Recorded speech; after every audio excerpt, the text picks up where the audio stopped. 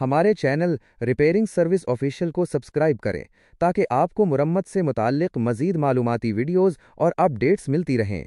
शुक्रिया।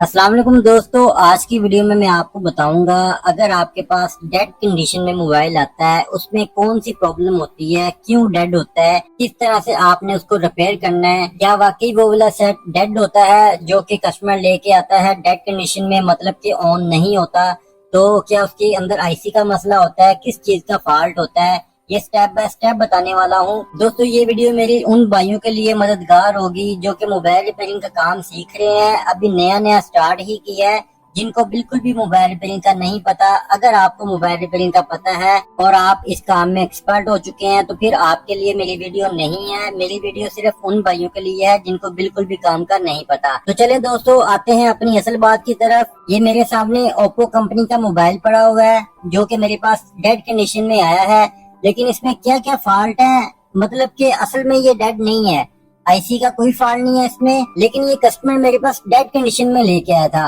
अब उसमें क्या फॉल्ट आया था कि ये डेड हो चुका था, मतलब कि ये बिल्कुल भी ऑन नहीं हो रहा था। तो मैंने इसमें क्या क्या चीज चेक की मैं आपको बता देता हूँ, लास्ट में भी आपको बताऊंगा कि आपने इसको सबसे पहले क्या चेक करना है, लेकिन शुरू से मैं आपको बता दूं क्योंकि ये वीडियो मेरी उन भाइयों के लिए है जिनको बिल्कुल मोबाइल रिपेयरिंग का नहीं पता, कोई तजुर्बा नहीं है, तो उनके लिए मैं वीडियो बना रहा हूँ। तो सबसे पहले दोस्तों जब भी आपके पास फोन आए आपने सबसे पहले उसकी बैटरी को चेक करना है, ठीक है। कोई भी फोन ले लें आप, ओप्पो, वीवो, सैमसंग, आईफोन, कोई भी फोन अगर आपके पास डेड कंडीशन में आता है तो सबसे पहले आपने बैटरी को चेक करना है। मैं दोस्तों अपना एक वाकया आपको बताता हूँ। मैं जब कोर्स कर रहा था ना मोबाइल रिपेयरिंग का वोकेशनल ट्रेनिंग इंस्टीट्यूट में, वहाँ पे मेरे पास एक मोबाइल था, मोटोरोला का ओल्ड मॉडल है, उसका नाम है रेजर, मतलब कि जो मॉडल है ना उसका नाम है रेजर। तो वो मैं इस्तेमाल करता था। एक दिन क्या हुआ दोस्तों कि रात को मैंने ना सोने से पहले उसको रख दिया, सुबह उठा तो वो मोबाइल ऑन नहीं हो रहा था। अब मैंने उसको बहुत चेक किया, मैंने चार्जिंग पे भी लगाया लेकिन वो ऑन नहीं हुआ। मैं उसको ले गया इंस्टीट्यूट में, वहां पे मैंने सर को चेक करवाया, मैंने कहा ये मेरा मोबाइल है, रात को मैंने रखा था लेकिन अब ये ऑन नहीं हो रहा।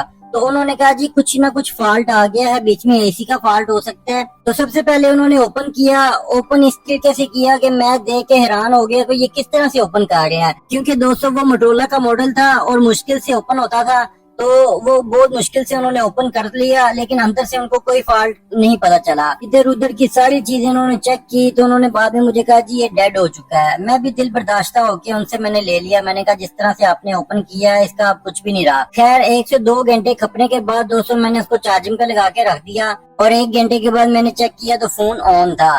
तो मैं उनकी शक्लें देखूं, वो मेरी शक्लें देखें, मैंने कहा ये क्या बात हुई कि आपको मोबाइल रिपेयरिंग का बिल्कुल नहीं पता, आप यहाँ पे कोर्स करवा रहे हैं। खैर जो भी हुआ मुझे वहाँ पे पता चला कि इस मोबाइल की बैटरी डेड थी, तो बैटरी चार्ज हुई तो वो ऑन हो गया। अब बात ये दोस्तों, ये मेरे पास भी ये वाला मोबाइल आया हुआ है, मैंने इसकी सबसे पहले बैटरी लगाई, बैटरी लगाने के बाद मैंने पावर बटन से इसको ऑन किया, ये ऑन नहीं हुआ। ठीक है दोस्तों, नई बैटरी भी मैंने लगा ली, पावर बटन से भी मैंने ऑन कर लिया लेकिन ये नहीं हुआ। इसका शुरू में थोड़ा सा डाउट मुझे लग रहा था पावर बटन का, तो वो वाकई बाद में निकला था, लेकिन मैं आपको बता रहा हूँ कि मैंने इसको कैसे रिपेयर किया है, अभी आप सुनते जाएं। तो मैंने इसके पावर बटन को दबाया लेकिन ये बिल्कुल भी ऑन नहीं हुआ। उसके बाद दोस्तों मैंने इसके बोर्ड को हड्डी से बाहर निकाला और इसके बोर्ड को अच्छे से चेक किया कि कहीं इसमें कोई चीज डैमेज तो नहीं है। तो मुझे इसके बोर्ड में बिल्कुल भी कोई चीज डैमेज नहीं लगी, बिल्कुल फ्रेश बोर्ड था, किसी भी तरह से रिपेयर नहीं था। तो दोस्तों मैंने इसके बोर्ड को भी चेक किया लेकिन ये ऑन नहीं हुआ। तो ये दोस्तों 2 से 3 मैंने स्टेप देख लिए, कर लिए। उसके बाद मैंने इसको चार्जिंग पे लगा दिया। चार्जिंग पे मैंने शुरू में भी लगाया था लेकिन ये चार्जिंग नहीं कर रहा था। तो उसके बाद मैंने बैटरी को चेंज किया, इसके पावर बटन को दबा के चेक किया लेकिन ये ऑन नहीं हुआ। फिर मैंने इसको चार्जिंग पे लगा दिया, ये चार्जिंग भी नहीं हो रहा था। तो दोस्तों मुझे यहाँ पे थोड़ा सा मैंने कहा शायद इसके पावर आईसी में फॉल्ट ना चला गया हो, लेकिन मेरा दिल नहीं मान रहा था। मैंने कहा ये फॉल्ट कोई ना कोई इसका यहीं से है, इसके बोर्ड में फॉल्ट नहीं गया। तो फिर मैंने दोस्तों इसकी चार्जिंग पोर्ट को चेक किया। चार्जिंग पोर्ट को चेक करने पे मुझे लगा इसकी चार्जिंग पोर्ट में फॉल्ट है, ये मुझे ओके नहीं लग रही थी। तो वाकई बाद में पता चला कि इसकी जो चार्जिंग पोर्ट है वो भी खराब है। मैं आखिर में आपको बताऊंगा इसमें क्या क्या फॉल्ट है। तो ये क्यों नहीं ऑन हो रहा था, क्योंकि अक्सर जो नए मोबाइल रिपेयरिंग वाले भाई हैं वो इसी तरह से मोबाइल को चेक करते हैं, जिनको सप्लाई का नहीं पता होता, सप्लाई पे किस तरह से मोबाइल चेक होता है या मल्टीमीटर पे किस तरह से चेक होता है, तो शुरू में वो इसी तरह से रिपेयर करते हैं। तो मैंने इसकी चार्जिंग पोर्ट को भी चेक किया, पावर बटन को भी चेक किया और बैटरी को भी चेक कर लिया, मतलब कि तीनों चीजें मैं वर्किंग में ले आया, लेकिन ये फोन फिर भी ऑन नहीं हुआ। फिर दोस्तों मेरा शक गया इसके पैनल के ऊपर, क्योंकि ये एलईडी पैनल वाला फोन है। अक्सर होता है कि मोबाइल के एलईडी पैनल खराब हो जाए तो ये फोन ऑन नहीं होते। आपने हमेशा याद रखनी है, जिसमें एलसीडी पैनल लगा होता है वो फोन ऑन हो जाता है, चाहे वो कचरा हुआ हो, ऊपर से क्रैक हो गया हो, फिर भी वो ऑन होता है। और जो एलईडी पैनल होते हैं इनमें जरा से मतलब कि एक कीड़ी के बराबर जितना भी बीच में निशान आ जाए ना, एलसीडी के अंदर क्रैक आ जाए, तो ये ऑन नहीं होते, डिस्प्ले नहीं देते। हाँ, समटाइम पैनल लीक हो जाए तो वो डिस्प्ले दे रहा होता है, ब्लू लाइट दे रहा होता है, लेकिन अगर इसमें क्रैक आ जाए तो ये ऑन नहीं होते। तो मुझे इसमें पैनल का शक पड़ा। मैंने उसके बाद इसको पैनल लगा के चेक किया। सबसे पहले मैं पैनल लेके आया इसके लिए TFT। ठीक है दोस्तों, जो TFT पैनल होता है वो LCD होता है, मतलब इसको इंसेल भी कहते हैं, TFT भी कहते हैं, LCD भी कहते हैं। तो मैं ये 2-3 स्टेप चेक करने के बाद दोस्तों इसका पैनल लेके आया। पैनल मैंने ओपन किया, इसको लगाया, लेकिन ये फोन ऑन नहीं हुआ। अब मैं दोस्तों थोड़ा सा परेशान हुआ। मैंने कहा फोन को सब कुछ लगा के चेक कर लिया, ये फिर भी ऑन नहीं हो रहा, इसमें फॉल्ट क्या आ रहा है, फोन ऑन क्यों नहीं हो रहा? क्योंकि बोर्ड भी इसका जो है वो फ्रेश है, कोई काम नहीं हुआ और फोन भी कस्टमर कह रहा था कि सिर्फ चलते चलते बंद हुआ है, तो इसको ऑन होना चाहिए, तो ये ऑन क्यों नहीं हो रहा? तो मैंने इसको पैनल भी लगा के चेक किया।